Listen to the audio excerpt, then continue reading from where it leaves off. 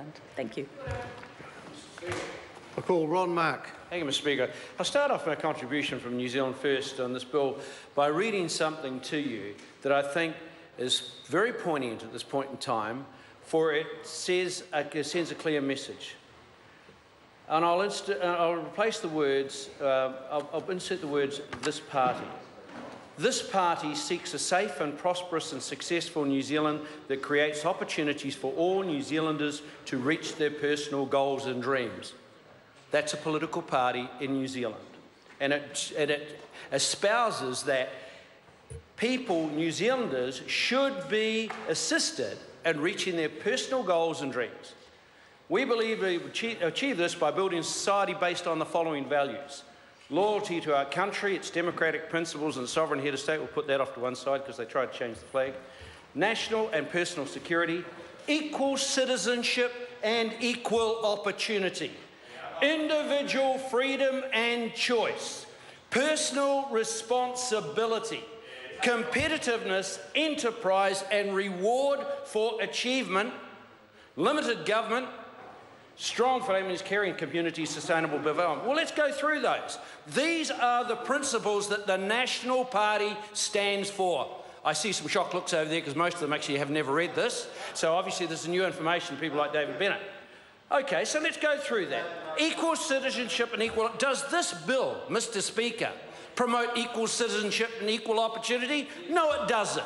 Because it denies a person who is popular and who has the credibility within the wider community to be elected democratically to a position, no, possibly to two. Why? Because the competitors aren't up to it. But this is a party that espouses freedom and choice on one side of its mouth and then passes legislation like this in the House that restricts freedom and restricts choice. I won't use the words, it's reverberating in my head because it's unparliamentary. Personal responsibility.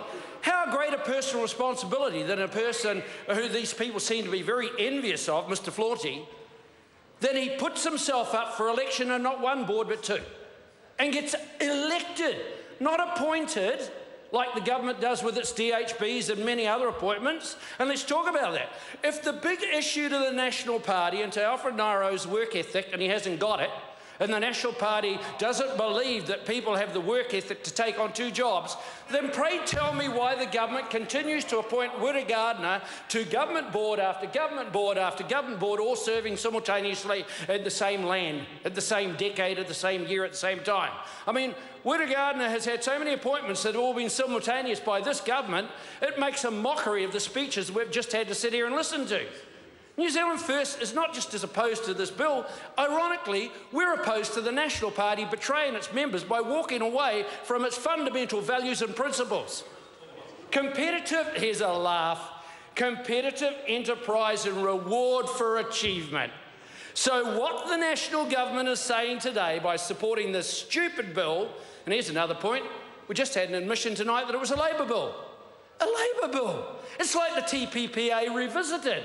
Labor brings some nonsense to the House and the government. The National Party picks it up and runs with it with both hands and claims it as its own. It's like the National Party running around telling everyone it's building the cycleways. That was a Green Party policy. It's like the National Party running around telling everybody, oh, look at all the homes we're insulated. That was not a National Party policy. That was a deal it did with the Green Party.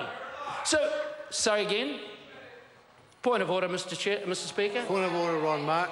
I won't be called a liar by that lying little shit over there. Member will resume his seat, and he knows that he has quite a valid point to make with respect to something that might have been called out by another member, and he had standing orders with him, but then decided to flagrantly abuse that by adding to not only the word that was unparliamentary, but adding another unparliamentary word to it. And he has been here well long enough to know that he is completely outside of standing orders. I apologise, Mr. Speaker, to you. Mr. Speaker, this is nonsense, that this party would advocate competitiveness and reward for enterprise, and then Alfred Nairo and all those wonderful speeches on the election trail telling people personal responsibility, enterprise and reward for achievement, Tim McIndoe, now walking away from it under this guise of what? Perception? Nowhere in any of the speeches tonight. Shake your head as much as you like, Mr. Nairo. This is going out to the world. Nowhere in any of the speeches tonight, and I doubt we're going to hear of it any that are going to follow now, has there been any evidence of a perception. We come into this chamber every day and the Speaker reads out the prayer, and the Speaker says, putting aside all personal preferential advantage, and we comply. Members sit on that select committee, and where they find a conflict of interest, they declare it and walk out if they have to. So now we're saying that Auckland citizens can't be treated the same way. And if we want to talk about conflict of interest and bring a bill to the House that deals with conflict of interest, then why did the member not bring a bill to the House that would stop MPs serving on the Canterbury Regional Council while they're a member of Parliament in the National Party? Well, who was that member? Who was the National Party MP who sat in this House year after year as a member of the Canterbury Regional Council, and don't tell me there's not a conflict of interest there. There were massive conflicts of interest in there. Sat in the Canterbury Regional Council and as a member of Parliament, Nicky Wagner. Where was the bill? Where does this bill change that? Nowhere. Because the root, the nub of this issue is one, politicking for populism, pandering to someone who can't get elected and beat Mr. Flaunty, and because the National Party doesn't think people can work at that rate. So conflicts of interest? How about we look at the other situation where a person who's a board member of two boards that border each other are able to advance the interests of both those boards where they agree on something, both synergetically against the Auckland City Council. No, none of that. So we get all these platitudes here tonight and we get all this nice fluffy stuff, but the truth of the matter is this: New Zealand First opposes any move to undermine democracy. And this is about an individual. If they have the chutzpah, if they have the courage, the tenacity, and dare I say it, the financial wherewithal to put money up and fund a campaign and lose on both of them, or win on one, or win on two, who is the National Party to come in over the top and take that away from the people who cast those votes? This is not just that word, Mr. Speaker. It's bizarre that it would come from a libertarian party like the National Party. It's even more bizarre that it be supported by a libertarian, neo-libertarian party like the ACT Party.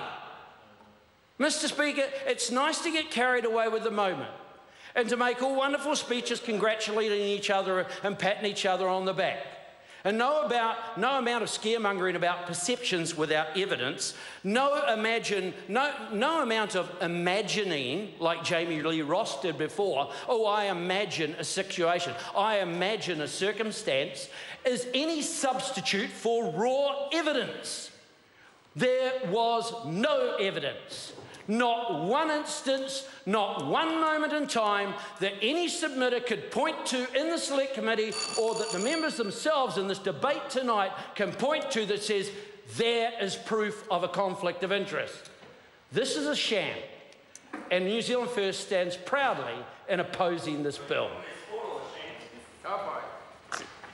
I call